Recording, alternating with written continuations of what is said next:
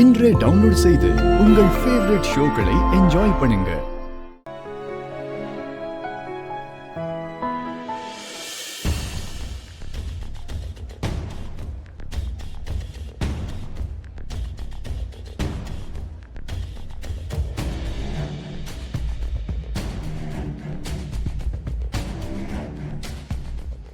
இங்க இருந்த கும்பகோணம் பட்டு புடவை கட்ட மேனிக்குன்னு யார் மாத்தினது? அம்மா, நான் தாம்மா. நான் தான் இந்த ட்ரெஸ்ஸை டிசைன் பண்ணேன். உங்களுக்கு பிடிச்சிருக்காமா? எப்படி இருக்கு? இல்லடா கண்ணா, ஃபெஸ்டிவல் டைம்ல கடைக்கு வர கஸ்டமர்ஸ் எல்லாம் ட்ரெடிஷ்னலா பாரம்பரிய பட்டு தான் விரும்புவாங்க. புரிஞ்சுப்பேன்னு நினைக்கிறேன். லக்ஸ் மேடம், இங்க இதுக்கு முன்னாடி ஒரு மேனிக்குன்னு இருந்துச்சுல்ல? Yes madam. அதை திரும்ப இங்கேயே எடுத்துட்டு வந்து வைங்க. ஓகே, வைக்க சொல்றேன் மேடம். ஸ்டாஃப் இங்க வாங்க. இந்த ட்ரெஸ்ஸை எடுத்துட்டு பட்டு புடவையை மாத்திட்டு கொண்டு வந்து இங்க வச்சிருங்க.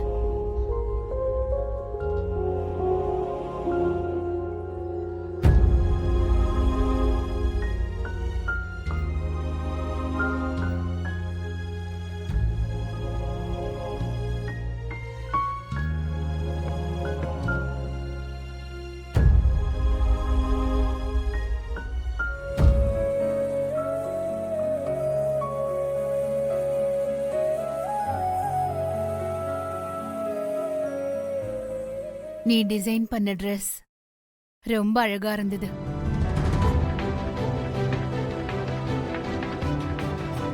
நிஜமாவாமா?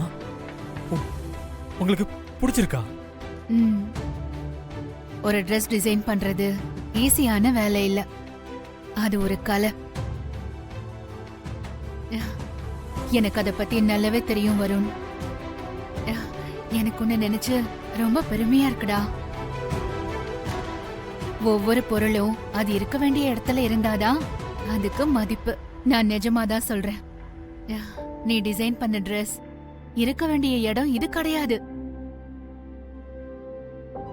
கல்லு கோவிலுக்கு வெளியே இருந்தா அது மிதி கல்லாதான் இருக்கும்.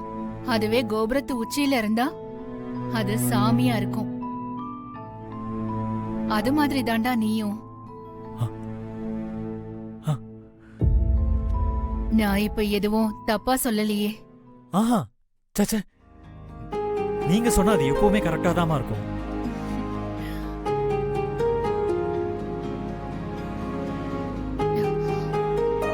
நாராயணா, இந்தா. என்னம்மா அது? அம்மா முதல்ல கஷ்டப்பட்டு சம்பாதிச்ச பணம் இது.